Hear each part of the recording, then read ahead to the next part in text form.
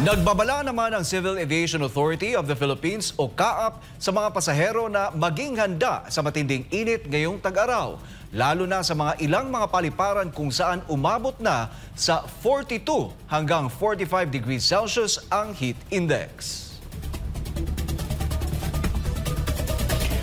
Ayon sa 5 araw na heat index na kinuwenta ng Pag-asa mula Pebrero 28 hanggang Marso 3, nakararanas ng matinding init ang ilang paliparan.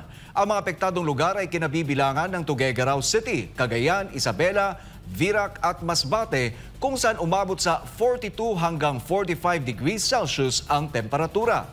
Dahil sa inaasahang pagdami ng mga biyahero ngayong tag-init, hinimok ng CAAP ang publiko na maging handa sa mas mataas pang temperatura. Nakipag-ugnayan na ang CAAP sa mga pinapatakbo nitong paliparan para mapabuti ang kaginhawaan at kaligtasan ng mga pasahero. Nariyan lang din ang Malasakit Help Desk para tumulong sa mga biyahero. Nanindigan din ang CAAP sa pagpapanatili ng mga pamantayan sa kaligtasan para sa kapakanan ng lahat ng pasahero at tauhan. Patuloy din ang pakikipagtulungan ng ahensya sa Department of Transportation.